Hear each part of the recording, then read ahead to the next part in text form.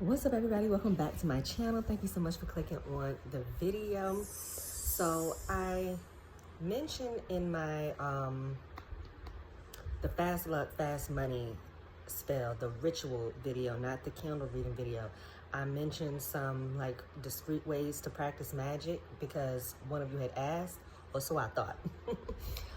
I was going through like my photos or whatever, just taking a trip back down memory lane. I had taken a screenshot of the question that one of y'all asked. And so it wasn't discreet ways to practice magic, but it was ideas for a secluded altar. So like if you only have a limited space, or if you're in an apartment or that sort of thing, some altar ideas. So here are 5 ideas, 5 ways that you can have an altar if you don't have a lot of space. So one of the things that you can do is have a multi-purpose altar, taking the space that you already have, your coffee table, your nightstands, your dresser, things of that nature, tables that you already have, and using it as a multi-purpose sort of thing. In the house that I lived in Virginia, I used to do that all the time. I used to work magic on my dresser all the time. I would work magic on my kitchen table, my coffee table, and it's up to you as far as what you feel comfortable working where. You could also, if you have enough counter space in your bathroom, you use your bathroom as an altar as well. So you have like little mini altars all over your home, which is definitely powerful magic because your home is like your headquarters of magic, if you will. So if you have different areas and different spaces dedicated to different types of magic, it just amplifies the magic in your home all together, and it just really makes for a powerful portal, if you will. So that's one thing that you can do, have a multi-purpose altar. Another thing that you can do, I don't know if y'all remember like the little, I'm just gonna call it a table. So like a little wooden, it was an altar for me. It was 2 tiers. Getting little end tables like that and making an altar out of that, because it's really, you know, small and you can easily fit it in a corner somewhere, and making that your altar, that's something that you can do. And then it has like the nice little storage space so you can store, you know, your tools and different things, and have everything in one little spot. That's one thing that you can do. Another thing that you can do is have an altar in your closet. Okay, so obviously you, for fire safety reasons, you probably wouldn't want to, I don't know how, you know, well, this person asked about small spaces, so I'm gonna go out on a limb and assume that the closet isn't that big, that you have enough space. I know some people got some closets that, yes, they could absolutely burn a candle in their closet and there would be no issues, but we're talking about small spaces. But you could create an altar in your closet and, you know, work your magic there, and like, you know, so the energy is being collected there, and you could dress and anoint your candles and stuff there, but then burn them somewhere else for safety reasons. So that's one thing that you can do. Another thing that you can do is you can have a portable altar. So that's number 4. That's way number 4. You can have a portable altar. You could get like one of those wooden boxes, or it doesn't even have to be wood. It's like a chest type of box, and it's not that big at all. I had one, I think I got rid of it, but I had one where I stored a lot of my magic oils and magic supplies and things like that. But something like that could be used as an altar. So you would have, you know, that you could use the inside as your storage space, and then when you go to working your spells, you know, you take out what you need and you burn your candles on top. But it wasn't that big at all, but something like that. So it can be easily stored under your bed.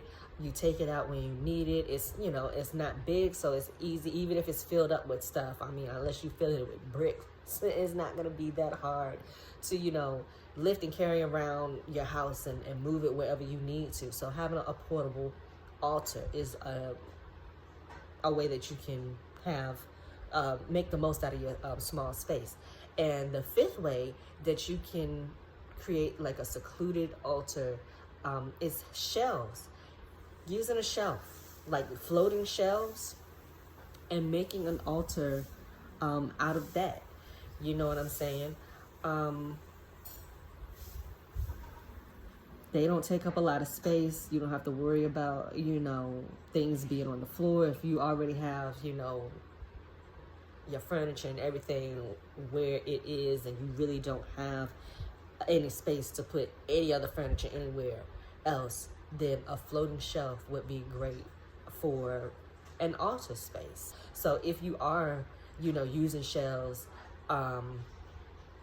using your coffee table and things of that nature, and it's going to be out in the open, you could take those discreet magic tips into consideration, so it won't be so obvious that it's a spell. So like, for instance, a coffee table, having a mirrored plate, one of those like mirrored plates that's decor, or even those like mirror trays that's got like the little edge around it, so you know things can't tip over. You know, people use that all the time for decorative purposes, but mirrors are portals. You know what I'm saying? They're portals, and also they boost magic because it reflects, so it amplifies your spell in that way. So that's a little tip if you didn't know that about mirrors. I would definitely recommend, when you're working with mirrors, because they are portals, you want to put protective magic or protective sigils on the back of them, you know, and put magical filters, if you will, on them, so nothing coming in. You don't want anything coming in that, you know, isn't for your highest and greatest good. You don't want, because it's a portal. And for those of you that like to decorate with mirrors, if you have a lot of mirrors in your home, word to the wise, make sure you are smudging your mirrors or cleansing them with something like a vinegar cleaner, because vinegar is good for cleansing, and not only just, you know, for practical reasons, but vinegar is good for cleansing in the magical sense. It cleanses negative energy. So doing something as simple as getting a vinegar-based cleanser and making sure you are cleansing your mirrors regularly, making sure that you are protecting them.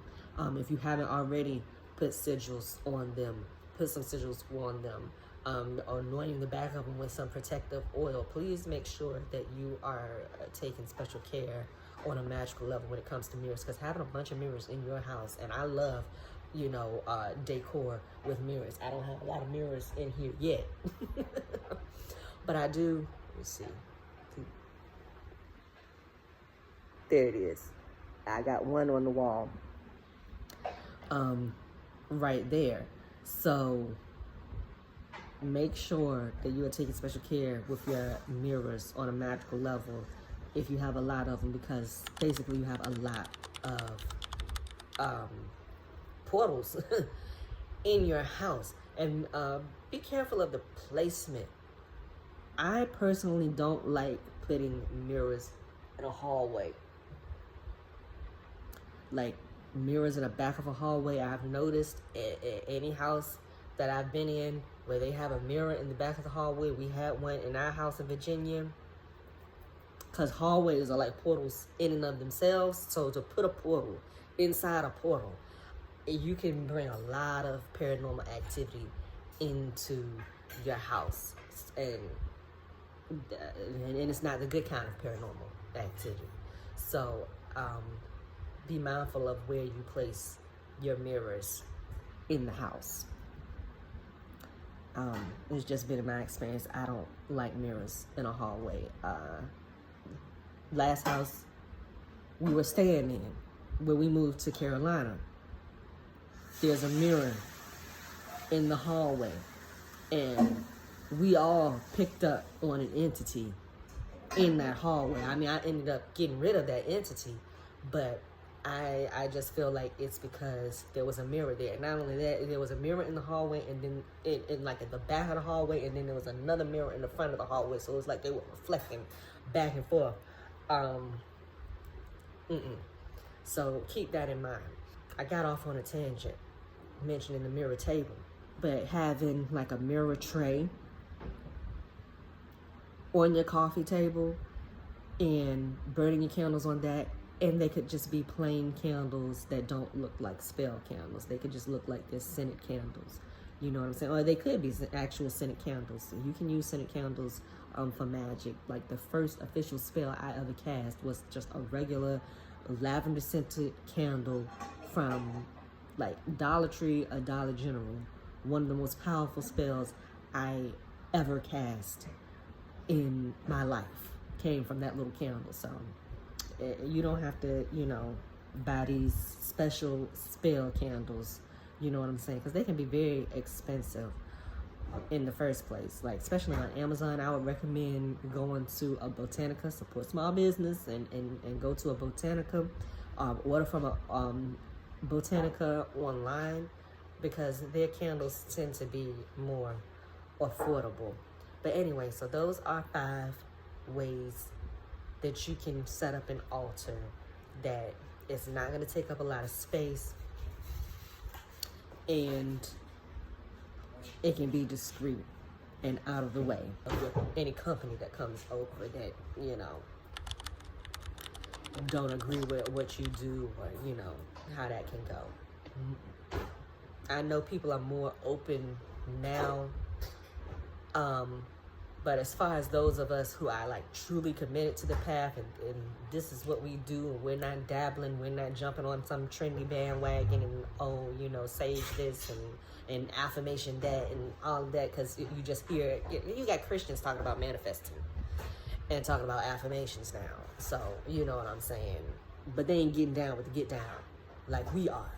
So, you know, even though people are becoming more accepting and stuff, like I said, when it comes to the nitty gritty and really being committed to this path, even those who are more accepting, they really ain't on the same level as what we got going on over here, you know, as far as being full-blown witches and occultists and all of that jazz. So those are some tips, y'all. Thank you so much for watching. I'm sorry that I've misremembered your request, but I corrected, all right? And so here you go, an entire special video dedicated just for you, and I hope you find it useful. Let me know in the comments if y'all have any ideas of how you can create an altar that doesn't take up a lot of space. Let us know down below. And as always, make sure you go to shopenchantedways.com. I do offer private readings. I offer 30-minute readings. I offer 1-hour readings. They are held by phone. I do offer candle magic. I have candle magic. I prefer to work by the moon. So I have candle spells where I'm taking into consideration the moon phase, and so if it's not the right moon phase, there can be a wait time for when I'm going to actually start your spell, and then I offer emergency candle spells where I'm going to start that spell regardless of the moon phase, and there's a much quicker turnaround time. As far as the regular spells, I am offering a 30% discount right now if you use promo code MAGICK 30, MAGICK 30. So go on over there and check that out. You will put the promo code in at the checkout section. When you actually get into the process of adding payment and stuff, you scroll it down and you'll see the promo code section. So you add in there. So that's almost $100 in savings, y'all. So like I said in the last video, I know times is hard out here. So, you know, take advantage of the discount while you can.